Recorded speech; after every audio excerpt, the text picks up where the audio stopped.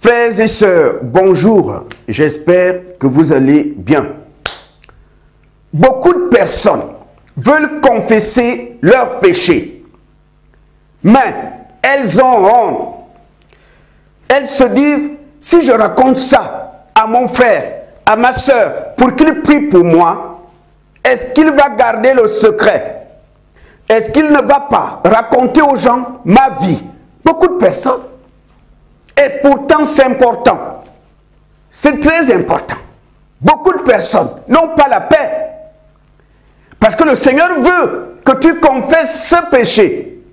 Attention, mais il faut confesser les péchés à quelqu'un de sûr, pas n'importe qui.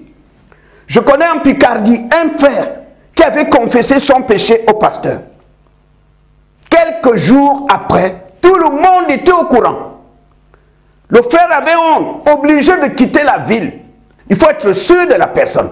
Il y a des gens qui ont été confessés leurs péchés chez un prêtre. Quelques jours après, les gens sont au courant. Le prêtre n'a pas gardé le secret. D'autres ont été voir un pasteur et le pasteur n'a pas gardé le secret. La Bible dit, confessez vos péchés.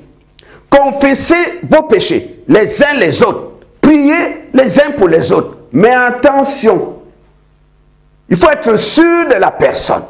Parce que dans l'église, il y a le blé, il y a l'ivraie. L'ivraie, c'est des faux chrétiens. L'ivraie, c'est le faux pasteur. Tu lui racontes ta vie, quelques jours après, c'est dehors. L'ivraie ne garde pas le secret. Il faut être sûr de la personne que tu confesses ton péché. Il faut être sûr. Ce n'est pas parce que cette personne est dans ton église que tu vas confesser ton péché. Qu'est-ce qui te prouve que ce n'est pas l'ivraie? Qu'est-ce qui te prouve que ce n'est pas l'ivraie? L'ivraie, même s'il fréquente l'église, tu lui confesses ton péché, il va commencer à raconter. Il va commencer à raconter aux gens ta vie privée. C'est pourquoi il faut confesser, oui, comme la Bible le dit, mais il faut être sûr que tu es devant la bonne personne. Frères et sœurs, c'est important de confesser le péché. Quand le diable sait que tu es tombé et que tu as honte de confesser le péché, il va te torturer. Tu n'auras plus la paix. Satan va te torturer parce qu'il a vu ce que tu as fait. Et il va commencer à te torturer. Tu vas te culpabiliser. C'est le diable qui est à l'œuvre.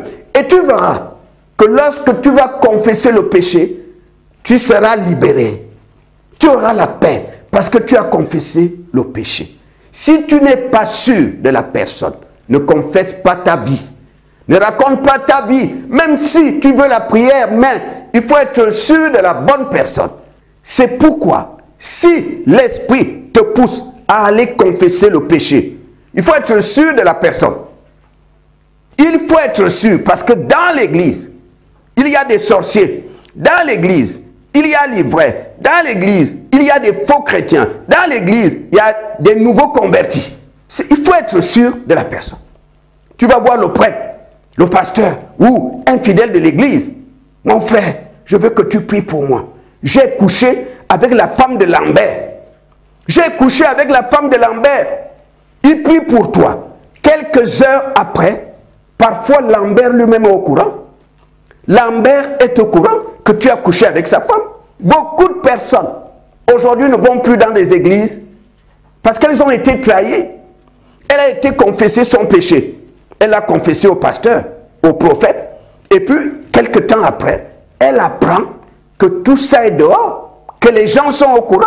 Ces personnes aujourd'hui ne fréquentent plus l'église parce qu'elles ont été blessées, trahies par le pasteur, par le frère de l'église, parfois par le prêtre pour les catholiques.